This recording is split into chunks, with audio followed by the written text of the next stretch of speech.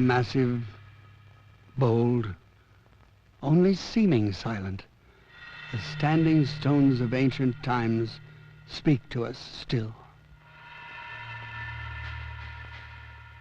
Ageless, awesome, these monolithic markers continue to puzzle, to perturb, to provoke. Who built these imposing guardians of barren cliffs and wind-swept moors? For what purpose did these stones first speak? Why do they touch us still? No one had attempted to continue their legacy of mystery, to speak again in the powerful poetics of sheer size, to restore the mythic connection between what God and man create, until Caelum Moor.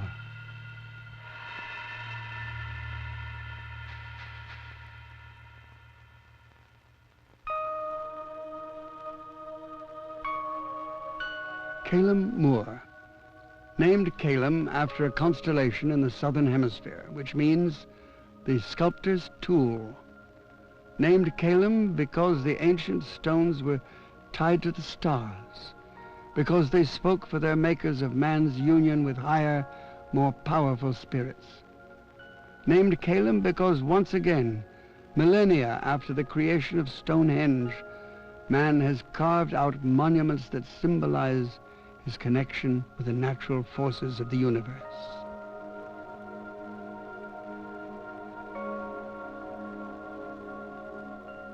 Long before Caelum Moor was even a dreamer's possibility, sculptor Norm Hines had heard the ancient stones speak. A professor of art in California, Hines was commissioned to create an aesthetic heart for the Highlands corporate community in Arlington, Texas. Was there, he wondered, a way to connect the resonant past with a highly technical future?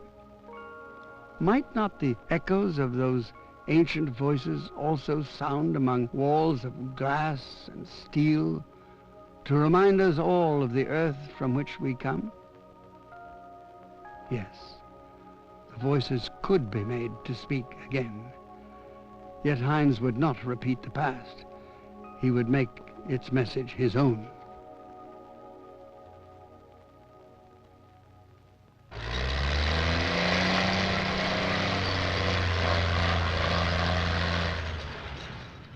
Coming to the quarry is the first real step in the process. For months now, I've been working on drawings and models and things that are this high, and to finally walk around and see, and see the actual stone, and to be able to pick out, special veins and special colors and special marks that I want to include in the sculpture is the most exciting thing you can possibly, think of. A lot of the stone that I'm interested in is commercially probably not usable.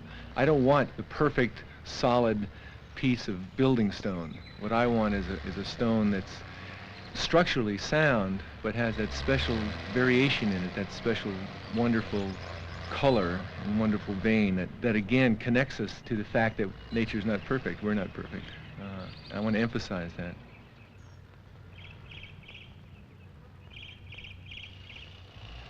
Yet Hines knew that what he wanted to say depended on more than just the nature of the stones he would choose. As he pondered his response to the megalithic stones in the British Isles, he felt that their magic came from more than sheer size or simple age or the unanswered mysteries of their origin. Could it be the relationship of the stones to each other?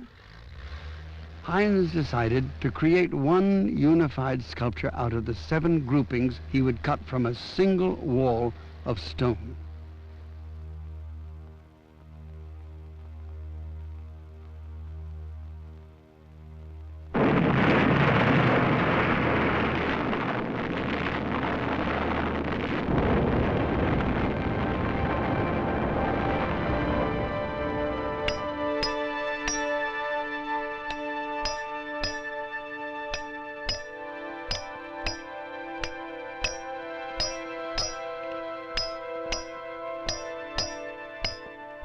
Caelum Moor began to take shape in the sculptor's mind. The work would reach across time, yet it would not attempt to fuse past and present. Rather, it would hold them in the creative tension that only art can offer.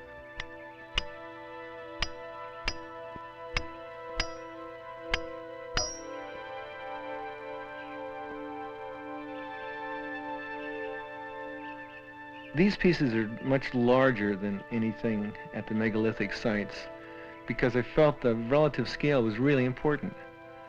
You have to remember that many of the megalithic sites are located on barren landscapes, whereas the pieces at Caelum Moor are going to be standing among multi-story buildings.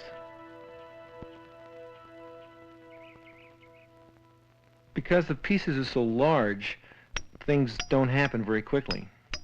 And it's very difficult to maintain any sense of the whole.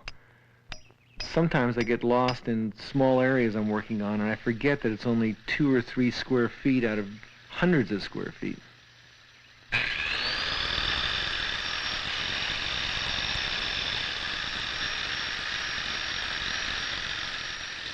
The creation of Caelum Moor was also a process of discovery, an evolutionary path marked by the possibilities offered by the material and the day-to-day responses of the artist. I never wanted to be the type of artist who designs a piece and then takes it to a fabricator to have it made. I know that there's too much that happens in the process of working with the stone that can't be anticipated by simply making a design. For me, it feels like I need to actually do the work.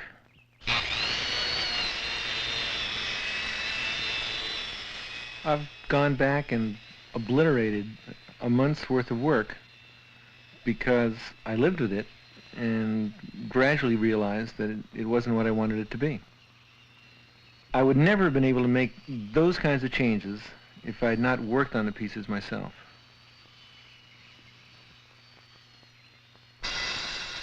The Texas pink granite we're using for this project is probably one of the most permanent of the stones available. And there's a certain purity about working with granite. It's so hard and so unyielding, and at the same time, it's fragile. These pieces can break.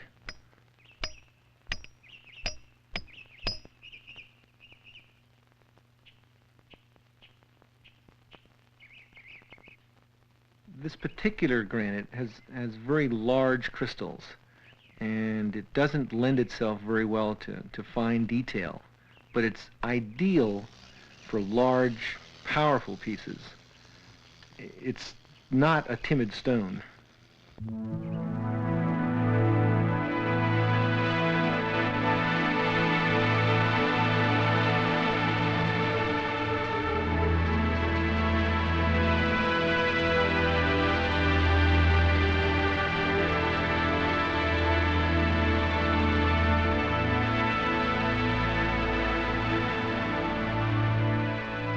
The size and scope of the project filled weeks and then months of back-breaking, bone-jarring work. Yet Hines kept his spirits up, rising with the dawn to guide the crews of stone cutters and crane operators, without whom Caelum Moor would have been impossible. What I've discovered is that all the guys that have helped me have developed a sense of being part of something that's going to have some permanence. Something we hope will leave a mark. And they are going to be part of that mark.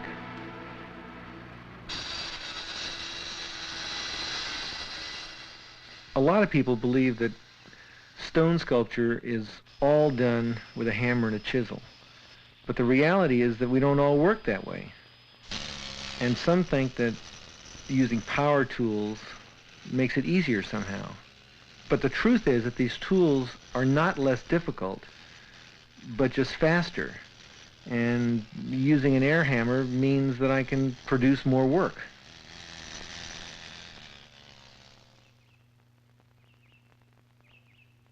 The technology of the equipment allows me time to step back, to meditate, to look at the pieces and to live with them. And I don't have to feel pressured by the fact that I will have to do it all by hand.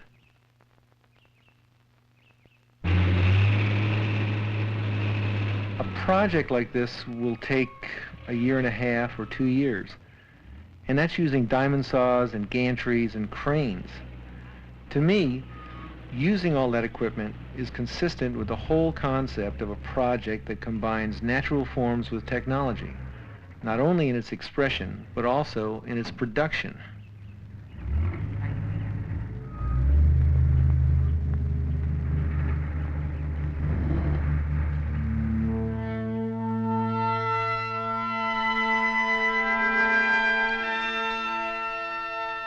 It is so hard to imagine how good it feels after working with these pieces on the ground and after laboring on them on the ground in a horizontal position to finally see them upright, and then to see the water come off the top. The thing that, that I've imagined for months to actually have it happen. It's just, makes you do things you don't ordinarily do.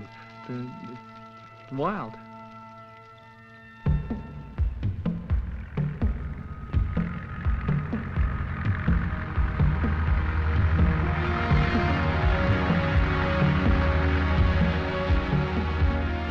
My work at Caelum Moor involved a great deal more than just carving the stones.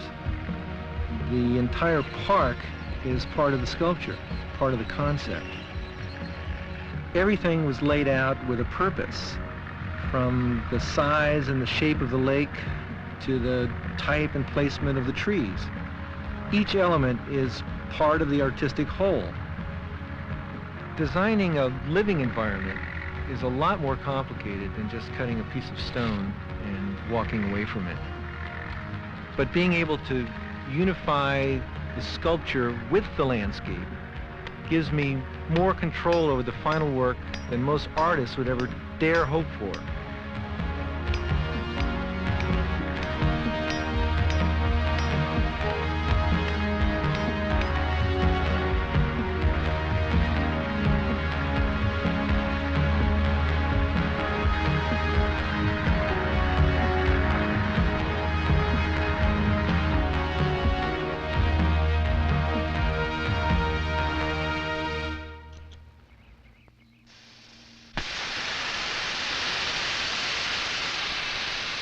Even though this is a created environment, I've gone to a lot of trouble to preserve, or in fact recreate, a natural look. All of the stone is flame cut to eliminate any sign that it's been touched by tools. The effect is the same as if the stones had weathered for centuries.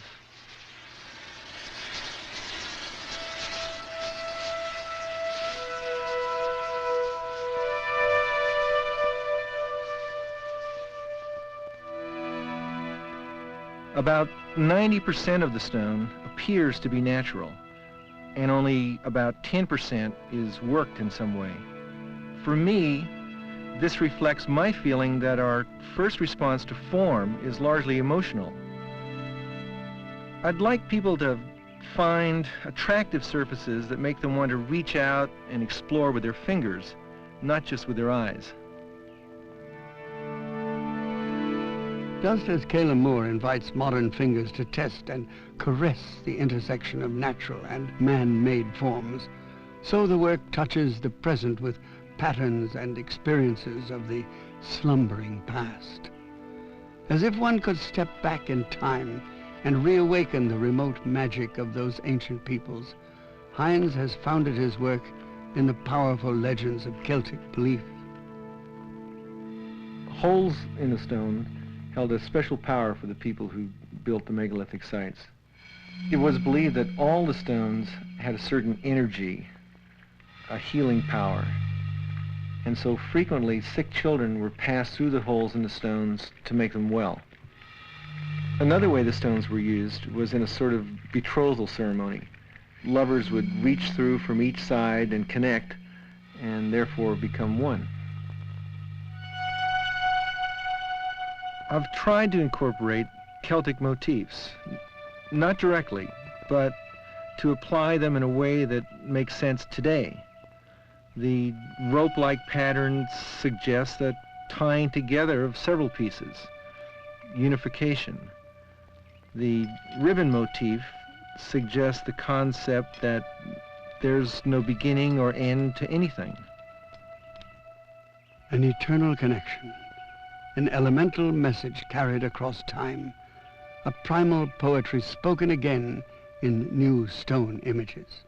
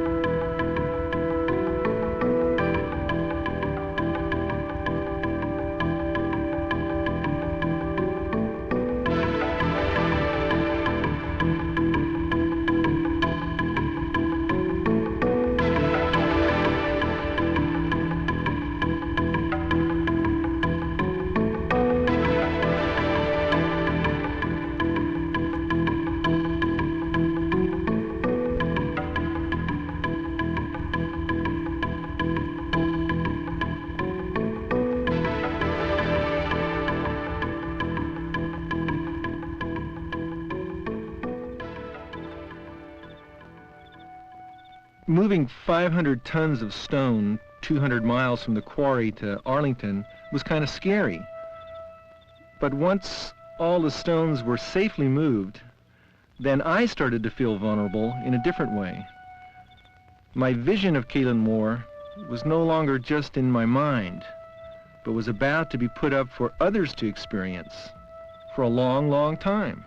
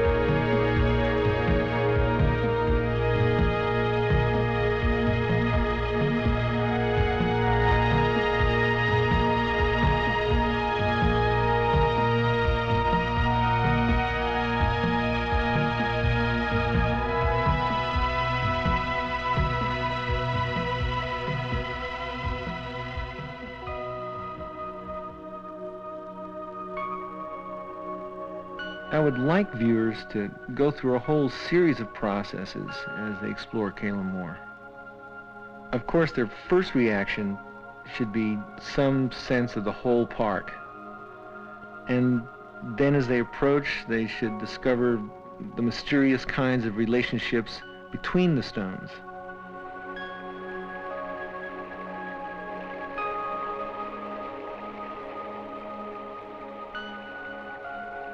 There's no place in the park where all of the pieces are visible. You can only experience the whole by wandering around and discovering each group individually.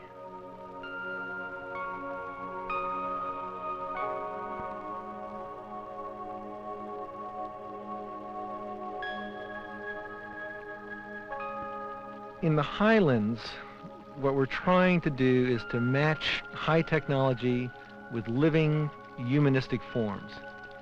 And that's why I decided to include water in one of the pieces. The movement and the sound of falling water draw people to it. It creates a kind of reflective atmosphere, and it encourages us to look into ourselves. And that's important because I don't believe that people can live solely in a high-tech world.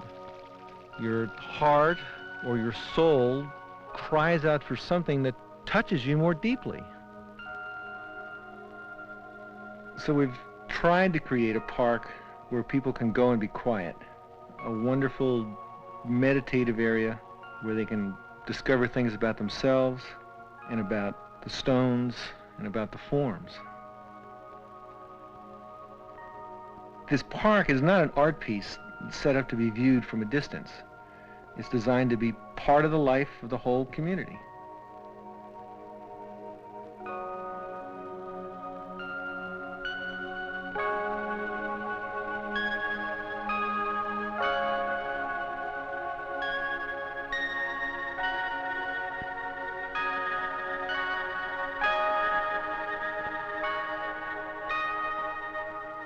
Will the standing stones of Caelum Moor also speak to future generations? Will they hear the words of a legacy of spirit begun across the sea and read again by different men in a different time and a different place?